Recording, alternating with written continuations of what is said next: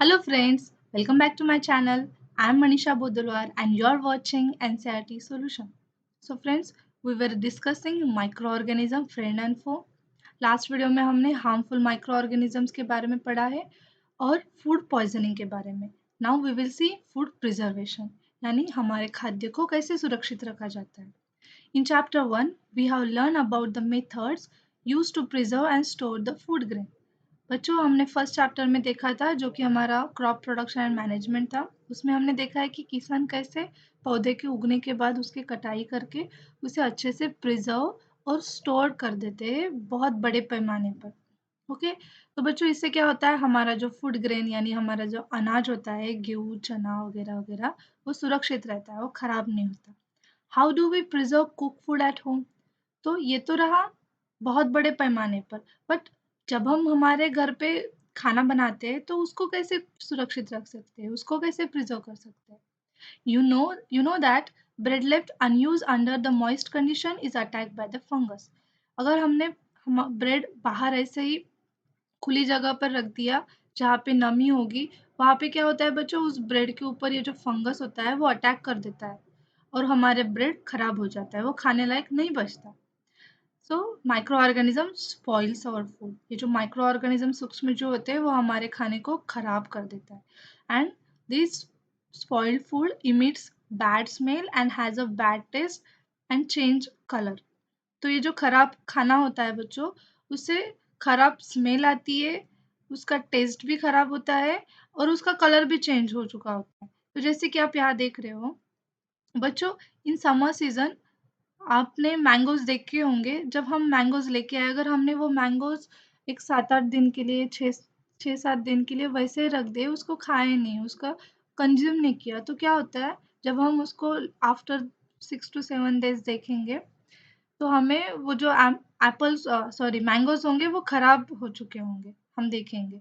But ये क्यों होता है? क्योंकि माइक्रो ऑर्गेनिज़्म इनके ऊपर अटैक कर देते हैं. Thus बच्चों, prevention of food from getting it spoiled by the action of microorganism by taking suitable measures are said to be food preservation. तो बच्चों इस तरीके के खाने को बचाने के लिए किससे? माइक्रो ऑर्गेनिज्म से. तो उसके लिए हम कुछ सुटेबल मेजर्स का यूज करते हैं, उसी को हम बोलते हैं फूड प्रिजर्वेशन.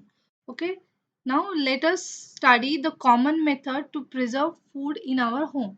तो अभी चलो आइए देखते हैं हम कि हमारे घर पर फूड को प्रिजर्व करने के लिए किन सामान्य तरीके का यूज किया जाता है. The first one is chemical method. Okay, salts and edible oils are the common chemicals generally used to check the growth of the microorganism. बच्चों, salt and edible oil, okay, ये दोनों चीज़ें बहुत आम तरीके से माइक्रो ऑर्गेनिज्म की growth को रोकने के लिए यूज की जाती है. ज़्यादातर यही यूज किया जाता है. therefore they are called as preservative. thus this oil and this salt is called as preservative. बच्चों, we add salt or acid preservative to pickles to prevent the attack of the microbes.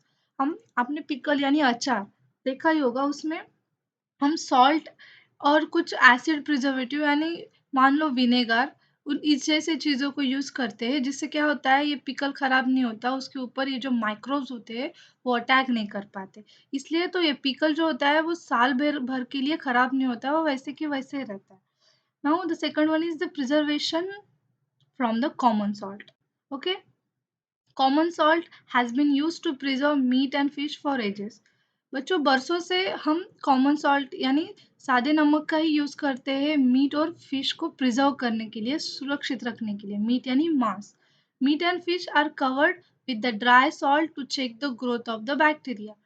ये हम अगर हमें meet और fish को preserve करना होगा तो इस क्या करना पड़ेगा, हमें उसके ऊपर सॉल्ट डाल के उसको कवर करना है जिससे उसके ऊपर माइक्रो ऑर्गेनिजम्स नहीं होंगे, उसके उसके ऊपर ऊपर माइक्रो ऑर्गेनिजम्स की ग्रोथ नहीं होंगी. Salting is also use to preserve amla, raw mangoes and tamarind. ये जो साल्ट अगर हमने आंवले के ऊपर, कच्ची केरी के ऊपर और इमली के ऊपर डाला तो ये सारी चीजें भी खराब नहीं होती. Okay, now the next one is preservation by sugar. बच्चों आप लोगों ने फ्रूट्स के जैम, जेली, स्क्वैशेस तो खाए होंगे। तो ये सारी चीजें बच्चों शुगर से प्रिजर्व की जाती है। Jams, jellies and squashes are preserved by the sugar. Sugar reduces the moisture content which inhibit the growth of the bacteria which spoil the food. बच्चों आपको पता है बैक्टीरिया उसी जगह पे होते हैं जिस जगह पे ज्यादातर मॉइस्चर रहता है। तो ये शुगर क्या करता है, उस मॉइस्चर को रिड्यूस कर देता है, कम कर देता है, जिससे क्या होता है, ये ग्रोथ ऑफ बैक्टीरिया यानी जो बैक्टीरिया की ग्रोथ होती है वो इनहेबिट कम हो जाती है, जिससे हमारा फूड खराब नहीं होता। Okay, that's why sugar is the best preservation for the jams, jellies and squashes. Next one is the preservation by oil and vinegar. हमने विनेगर का अभी देखा था। Use of oil and vinegar prevents spoilage of the pickle because bacteria cannot live in such an environment.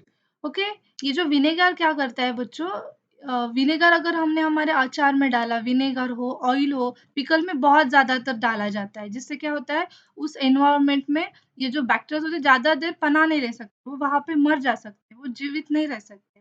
Okay, इसलिए oil और vinegar का use pickles में बहुत ज्यादा किया जाता है। Also vegetables, fruits, fish and meat are often preserve by this method. और ऑयल और विनेगर की मदद से हम वेजिटेबल्स को, फ्रूट्स को, फिश एंड मीट्स को भी प्रिजर्व कर सकते हैं। ओके, चलो next next one is the heat and the cold temperature. Okay, यानी गर्म और ठंडी ठंडे करने पर वो चीजें कैसे रह सकती है, वो उसके बारे में देखेंगे। You must have observe your mother boiling milk before it is store और यूज। आपने देखा ही होगा, दूध पीने के पहले हमारी मदर उसको उबाल लेती है, उसको गर्म कर लेती है। ओके, एंड उसको बाद में ठंडा करके फ्रिज में स्टोर कर देते हैं। बच्चों तो ये ऐसा क्यों किया जाता है, तो इसके पीछे एक कारण है कि अगर हमने दूध को गर्म किया तो उसके अंदर जो भी माइक्रो ऑर्गेनिज्म होंगे वो खत्म हो जाएंगे और वो दूध पीने लायक बन जाता है। इसके लिए उसके बाद हम उसे कंज्यूम कर सकते हैं। Boiling kills many micro organism. देखो यहाँ पे लिखा है कि गर्म करने से, उबालने से माइक्रो ऑर्गेनिजम्स मर जाते हैं। Similarly we keep our food in the refrigerator. Also हम हमारा फूड कहाँ पे रख सकते हैं, रेफ्रिजरेटर में रख सकते हैं, यानी फ्रीज में रख सकते हैं। तो फ्रीज में क्या होता है, low temperature inhabit the growth of the microbes. Fridge में टेम्परेचर बहुत कम होता है। ओके, बहुत ठंड रहती है फ्रिज के अंदर, तो इसलिए क्या होता है, जो माइक्रोब्स होते हैं उसके अंदर ग्रो नहीं कर पाते, तो हमारा फूड जो होता है वो वहां पे सुरक्षित रहता है। ओके, तो बच्चों आपने इस पैकेट्स को तो देखा ही होगा, मिल्क मिल्क पैकेट्स को देखा ही होगा। तो ये जो मिल्क पैकेट्स होते हैं, इसमें जो दूध होता है वो हम विदाउट बॉइलिंग भी डायरेक्ट कंज्यूम कर सकते हैं। तो वो क्यों, क्योंकि ये जो दूध होता है वो पास्चराइज मिल्क होता है। तो आइए देखते हैं व्हाट इज दिस पास्चराइजेशन।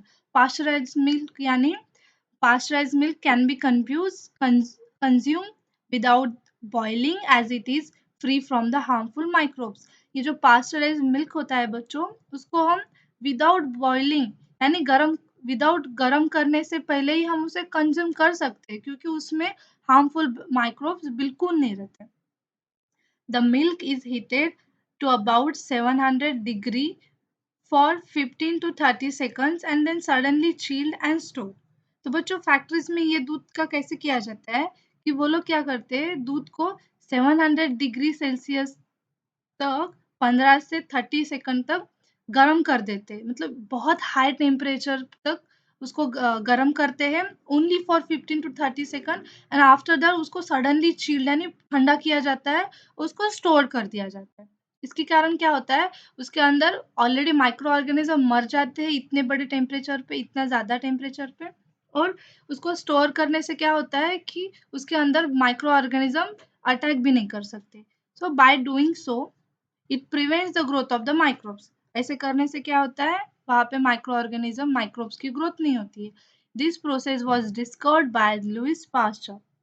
और ये प्रोसेस किसने डिस्कवर की थी बच्चों, लुइस पास्चर ने। And he also discover fermentation, remember it is called pasteurization. और इस प्रोसेस को हम क्या करते हैं, pasteurization. Okay, now the last one, storage and packaging.